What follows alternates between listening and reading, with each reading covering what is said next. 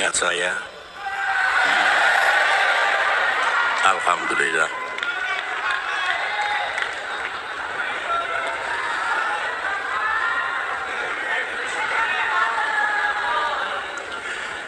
Bismillahirrahmanirrahim. Assalamualaikum warahmatullahi wabarakatuh.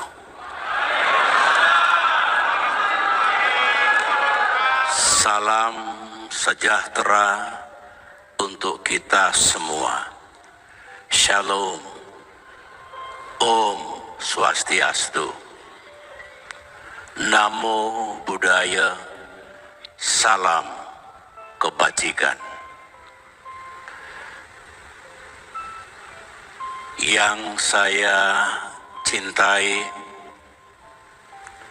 Ketua Umum Partai Demokrat beserta para pemimpin dan kader Demokrat di seluruh tanah air yang saya banggakan.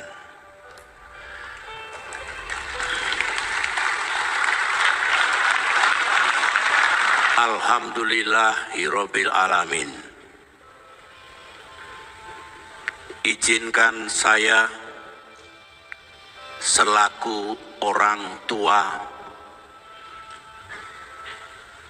dan orang yang sangat setia dan mencintai Partai Demokrat sampai kapanpun,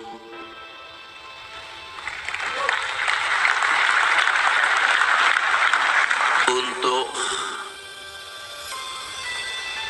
menyampaikan perasaan, isi hati, dan pikiran-pikiran saya kepada saudara semua dan kader Demokrat dimanapun berada, agar perjuangan Partai Demokrat ke depan mendapatkan kekuatan, jalan, dan kemudahan dari Allah Subhanahu wa Ta'ala, Tuhan yang Maha Kuasa, sehingga Demokrat beserta para kadernya memiliki masa depan yang lebih indah dan lebih baik.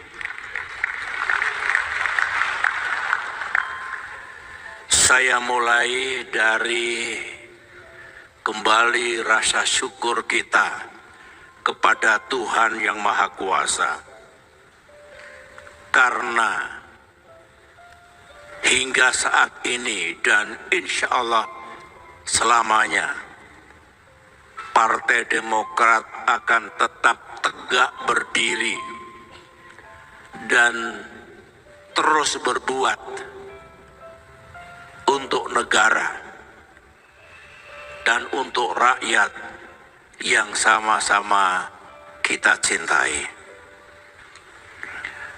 Sama dengan Ketua Umum tadi, saya juga ingin mengucapkan terima kasih kepada seluruh kader Demokrat yang masih tetap setia,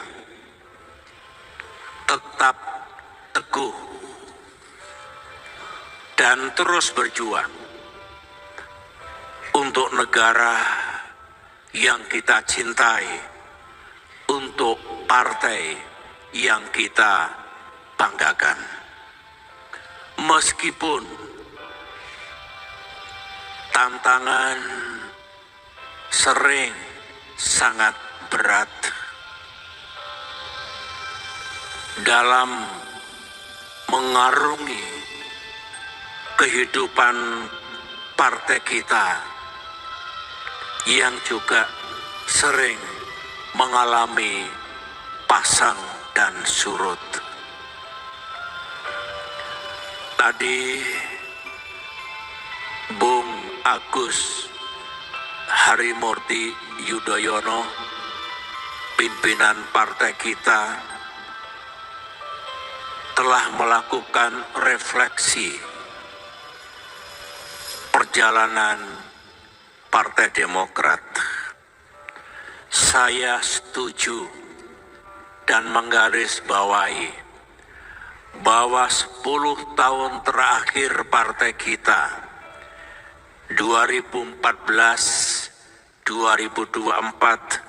adalah tahun-tahun yang sangat berat. Posisi Demokrat memang tidak mudah, apalagi 5 tahun terakhir. Demokrat menghadapi ancaman yang benar-benar serius. Karena kalau kita kalah kemarin itu dan Tuhan tidak memberikan pertolongan kepada kita, kita semua tidak ada di ruangan ini.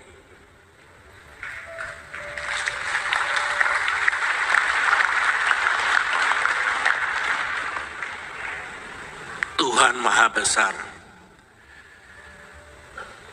kita tidak menyerah, kita berani menghadapi tantangan dan melawan ketidakadilan, kezoliman, sebuah kekuatan, bukan hanya orang, kekuatan yang secara ilegal dan secara amoral ingin merebut kepemimpinan partai yang sah, yang memiliki kedaulatan penuh untuk memimpin partai kita. Yang menjadi keprihatinan saya selaku orang tua yang pernah mengabdi 30 tahun sebagai prajurit untuk mempertahankan kedaulatan dan kepentingan nasional Indonesia, yang selama 15 tahun berada di wilayah pemerintahan untuk berbuat yang terbaik bagi bangsa dan negara kita. Kita harus menghadapi aksi-aksi buruk oleh pihak tertentu yang sangat dekat dengan pusat kekuasaan. Tidak pernah terbayang dalam pikiran saya hal itu terjadi. Memang sangat melelahkan dan mengganggu keseluruhan agenda partai, termasuk pelaksanaan musda dan muscap, mengganggu konsolidasi partai dan kesiapan kita menghadapi pemilu tahun 2024 yang lalu. Bisa dimengerti kesulitan partai kita untuk mengajak putra-putri bangsa bergabung dan berjuang bersama Partai Demokrat, karena banyak yang takut, karena cemas kalau Demokrat justru tidak bisa mengikuti pemilu 2024 yang lalu karena status hukumnya yang masih berusaha untuk didongkel oleh pelaku-pelaku kejahatan politik itu hingga dekat dengan pelaksanaan pemilihan umum. Sungguh luar biasa, instrumen politik, instrumen hukum digunakan. Tetapi saya harus memberi pujian kepada Mahkamah Agung yang tetap menjadi pengawal tegaknya kebenaran dan keadilan. Tidak goyah oleh intervensi politik dari pihak-pihak tertentu.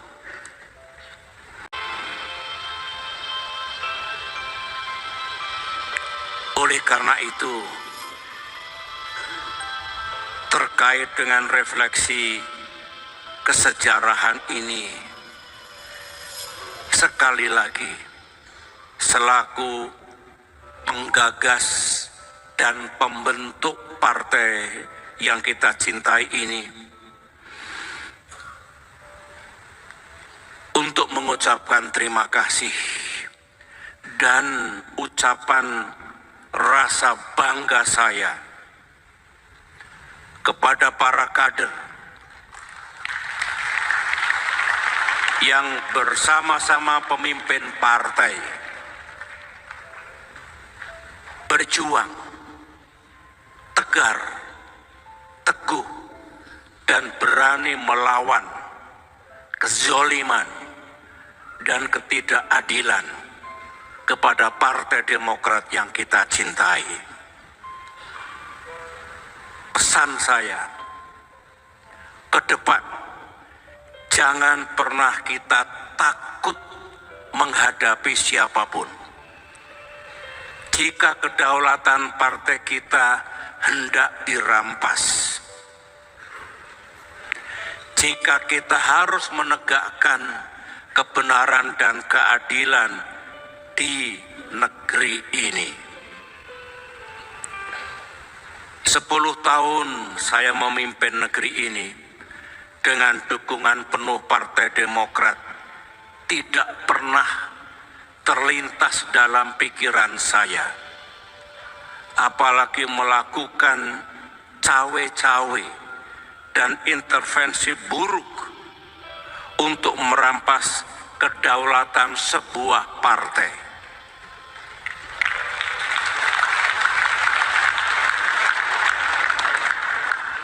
Terhadap partai politik manapun, apapun posisinya, apakah sebagai oposisi atau bagian dari koalisi pemerintahan.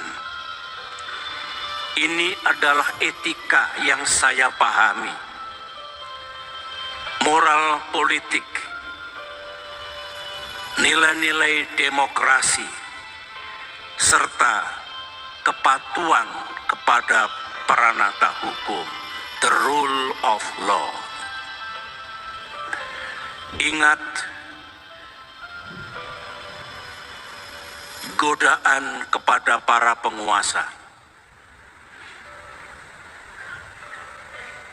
dalam dunia politik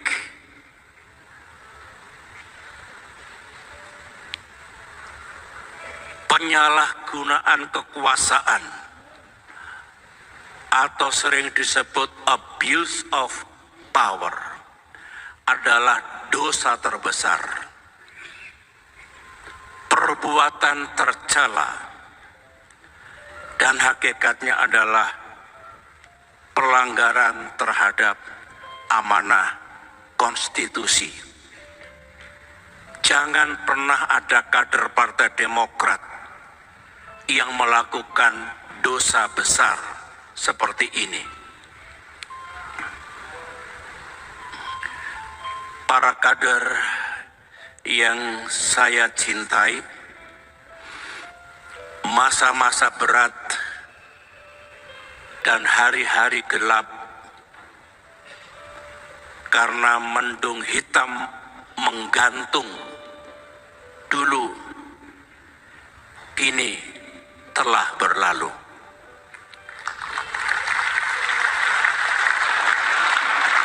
Bersyukur kita. Terima kasih para kader. Mari sekarang dengan semangat baru, tekad baru, kita lanjutkan langkah perjuangan kita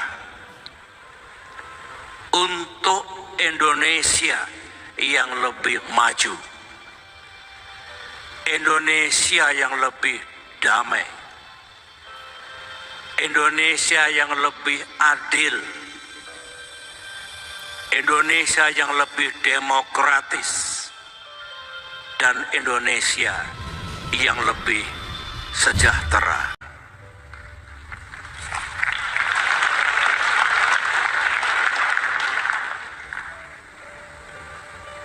Juga perjuangan partai untuk berbuat yang terbaik bagi rakyat kita. Secara internal perjuangan terbaik bagi Partai Demokrat yang kita cintai. Para kader,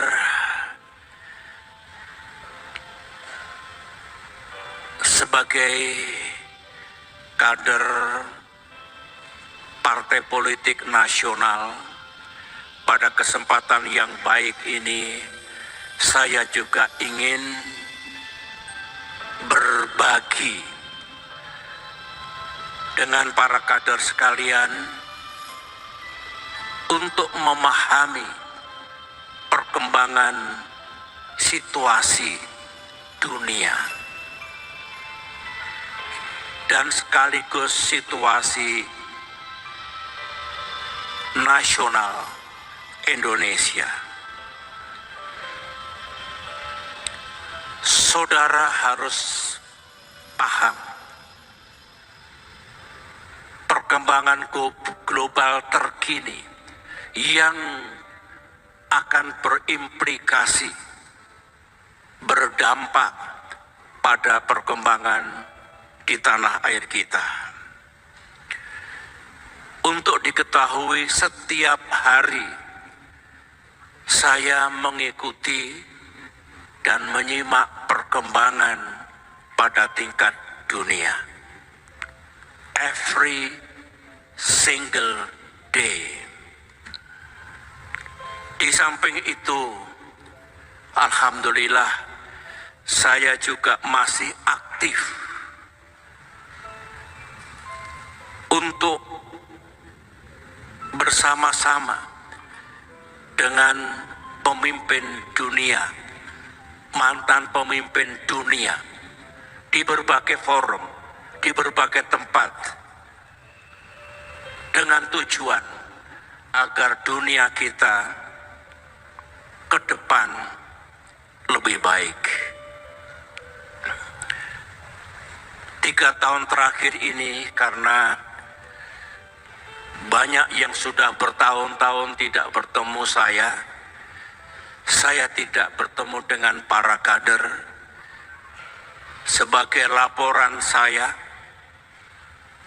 di samping terus menjadi orang tua untuk partai ini, saya memang masih tetap aktif, masih tetap peduli, masih menyampaikan pikiran dan pandangan saya di berbagai forum. Di Berlin, Jerman Barat, ikut mendiskusikan bagaimana situasi dunia ketika terjadi perang di Ukraina dan ketika ekonomi global sedang mengalami goncangan. Di Riyadh, Saudi Arabia, saya diajak juga untuk bagaimana membangun ekonomi di Timur Tengah yang berkelanjutan seraya menjaga kelestarian alam. Di Kuala Lumpur, kita berdiskusi bagaimana ASEAN tetap relevan dan berkontribusi bagi kawasan Asia bahkan dunia.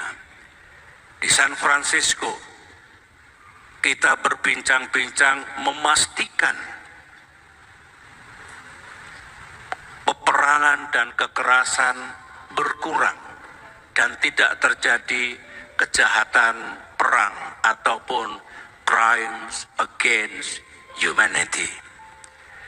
Di New York saya diajak, alhamdulillah, untuk ikut memerangi malaria sedunia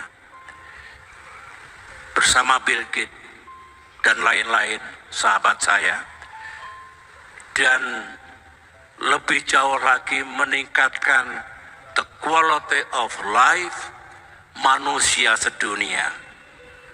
Minggu depan insya Allah saya akan berangkat ke Tokyo karena ada beberapa konferensi yang akan membahas perkembangan terakhir dunia yang menurut banyak pihak mencemaskan dan berbahaya. Dari apa yang saya sampaikan ini, dengan apa yang saya ikuti setiap hari, saya ingin menyampaikan ringkasan atau kesimpulan apa yang akan terjadi di dunia kita yang akan berimplikasi pada situasi di negara kita. Pertama, sebenarnya ada semangat dan tekad dari tokoh-tokoh dunia yang saya aktif di dalamnya untuk mencegah dan mengatasi peperangan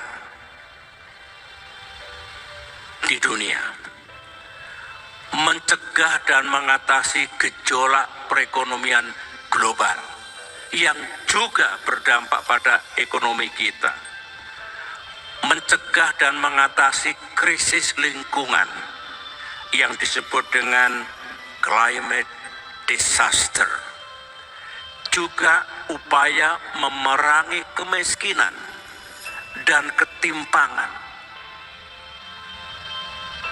di seluruh dunia. Ini sebuah langkah positif. Ini good news. Tetapi tiba-tiba setahun terakhir ini terjadi pemburukan situasi dunia. Contoh, intensitas perang dan kekerasan makin meningkat di Timur Tengah, di Ukraina, di Afrika. Geopolitik makin memanas, yang setiap saat bisa menyulut terjadinya perang terbuka. Di Asia Timur, Asia Tenggara, di Eropa, di Timur Tengah sendiri, di Afrika. Nah, yang terakhir, 2-3 bulan terakhir, dengan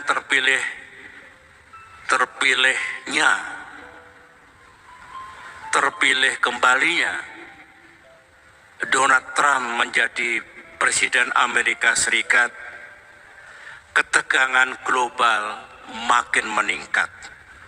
Perang tarif dan perang dagang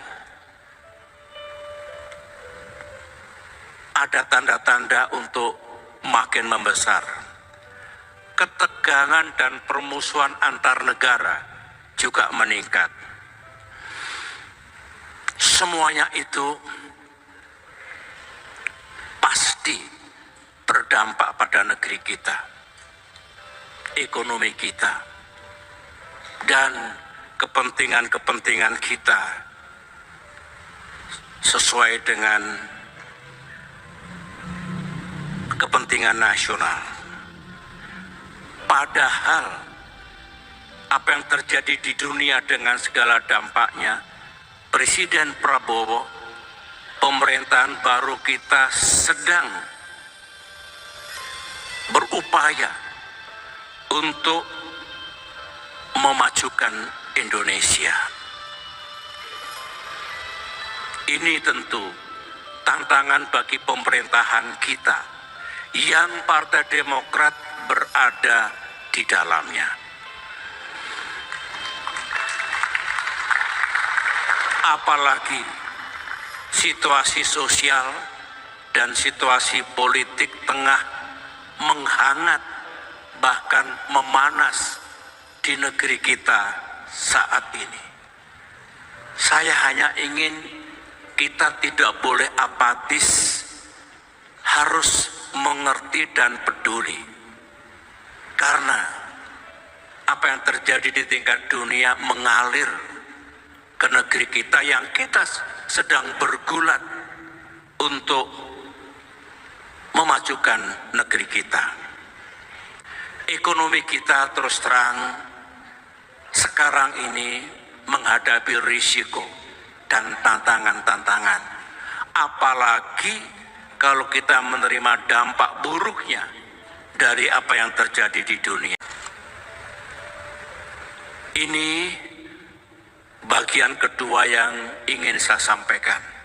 Karena banyak kader utama yang menjadi bagian dari kabinet Presiden Prabowo dan banyak kader utama yang menjadi pemimpin daerah dan juga yang ada di tingkat parlemen. Bagian terakhir dari yang ingin saya sampaikan adalah saya ingin bicara etika dan kewajiban Demokrat sebagai bagian dari pemerintahan Presiden Prabowo. Ini sangat penting. Demokrat terkenal karena menjunjung tinggi etika dalam berpolitik.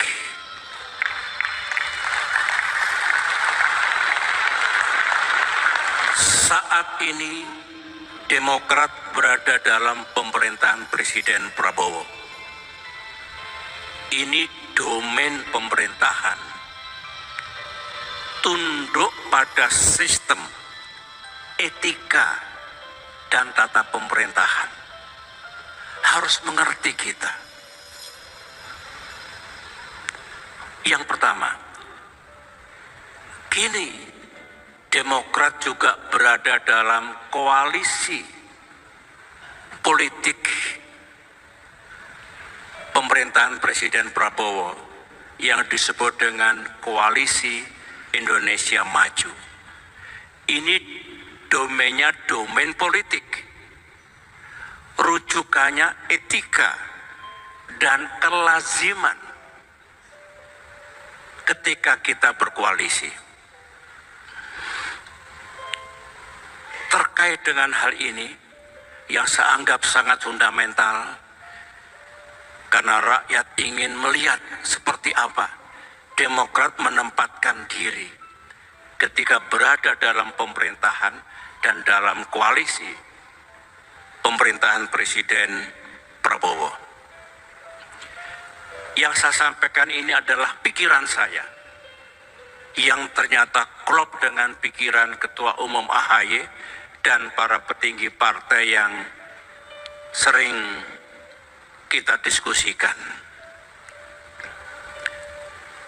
Dalam kaitan pemerintahan Presiden Prabowo, Demokrat harus sungguh-sungguh dan all out untuk menyukseskan pemerintahan Presiden Prabowo. Seperti tagline Kongres ini.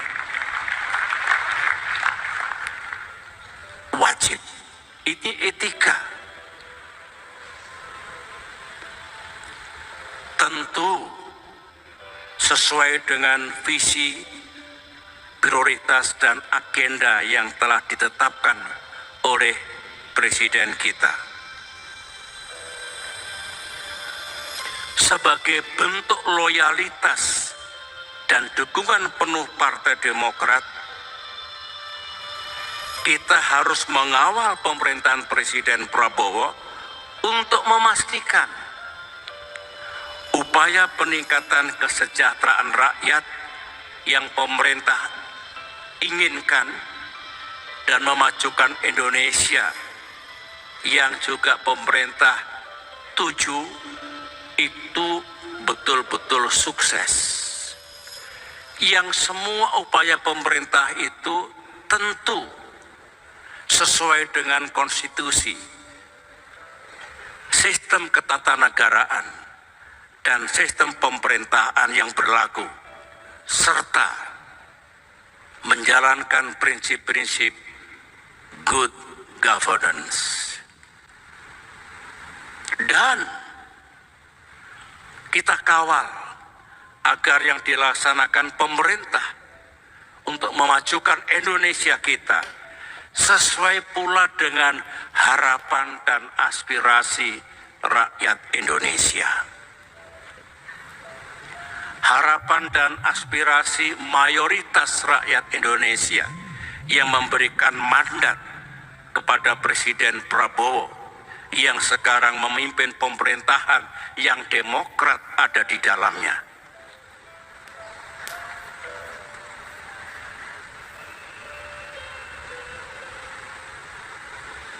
Masih dalam kaitan keberadaan Demokrat dalam pemerintahan Presiden Prabowo,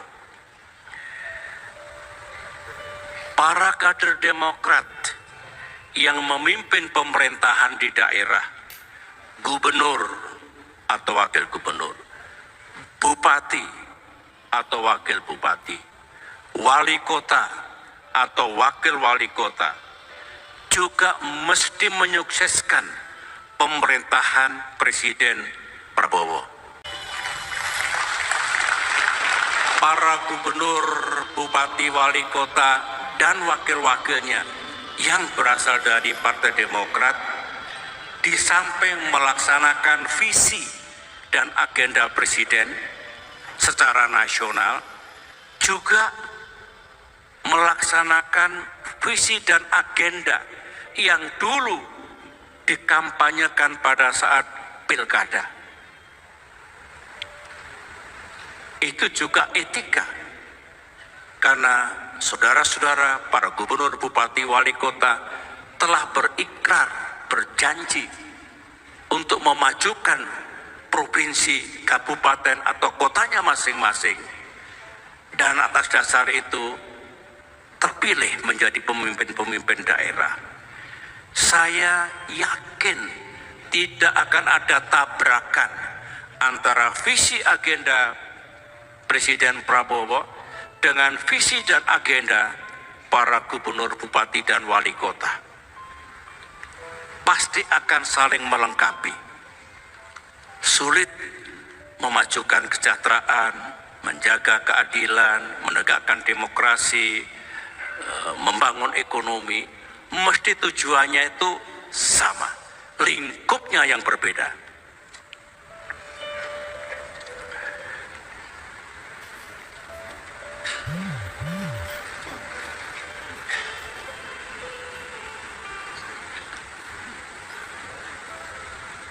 Kita juga perlu memastikan dalam konteks pengawalan tadi,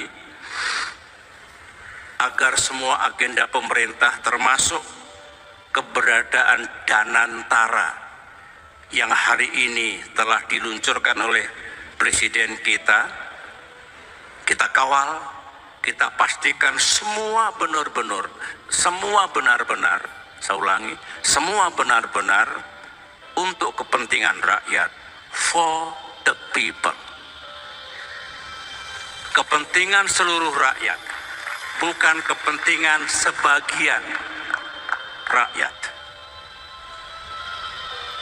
Ini etika yang harus kita junjung tinggi bagi Partai Demokrat sebagai bagian dalam pemerintahan Presiden Prabowo. Nah, sekarang bagaimana etika kita dalam koalisi Indonesia Maju? Demokrat harus berketetapan, do your best. Koalisi itu yang dituju bukan hanya kesamaan sikap dan posisi politik, common ground, common position, tetapi juga sebenarnya tekad koalisi untuk menyukseskan pemerintahan Pak Prabowo, kesediaan koalisi untuk terus menjaring dan mendengarkan harapan serta aspirasi rakyat. Jadikan satu nafas, sukseskan pemerintahan Presiden Jokowi. Dengar, ulangi, saya ngomong apa tadi? Ini namanya slip of the tongue. Saya ralat. Ini ada pers di sini, saya ralat Presiden Prabowo Subianto. Pak Jokowi sudah pensiun, seperti saya. Sudah ada presiden baru, namanya Prabowo Subianto.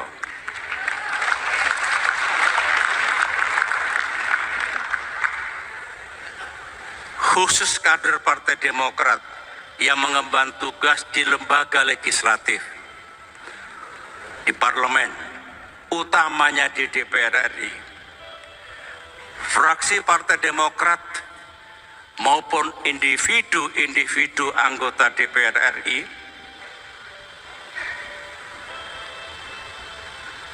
teruslah mendukung dan mengawal suksesnya pemerintahan ini. Wujud dukungan di parlemen termasuk memastikan jajaran pemerintahan, para menteri atau lembaga apapun di pemerintahan untuk menjalankan tugasnya secara proper, merujuk ke undang-undang dan menjalankan good governance. Wujud kesetiaan, wujud dukungan Demokrat termasuk mencegah para menteri dan para pembantu presiden melakukan kesalahan dan penyimpangan. Itu wujud dukungan dan kesetiaan. Selalu membenarkan elemen pemerintah, padahal barangkali keliru, justru membahayakan Presiden Prabowo Subianto. Apalagi kalau kita melakukan pembiaran hal-hal yang seharusnya tidak terjadi karena kealpaan. Waktu saya memimpin dulu mungkin juga yang dilaksanakan pemerintah ada hal-hal yang kurang tepat. Dalam kaitan itu, sekali lagi wujud kesetiaan dan dukungan kita mengawalnya, mencegahnya untuk tidak terjadi. Melakukan pembiaran sehingga pemerintahan tidak berhasil, presiden kita tidak berhasil, menurut saya keluar dari etika dan moral politik yang harus kita junjung tinggi. Seperti inilah para kader yang sangat saya cintai, etika politik yang harus tetap kita junjung tinggi dan kita jalankan. Semuanya akhirnya sesuai dengan tagline, kita akan berbuat sekuat tenaga agar pemerintahan Presiden Prabowo sukses dan rakyat kita mendapatkan keadilan dan kesejahteraan yang makin baik. Itulah yang dapat saya sampaikan, yang mesti saya sampaikan. Sekali lagi terima kasih para kader. Saya bangga, perjuangan belum selesai. Negara, rakyat masih memerlukan kontribusi kita semua. Partai Demokrat, marilah tulus, jernih, dan serius kita bersama-sama memajukan negeri tercinta. Selamat berjuang, Tuhan beserta kita, sukses Demokrat di masa depan. Assalamualaikum warahmatullahi wabarakatuh.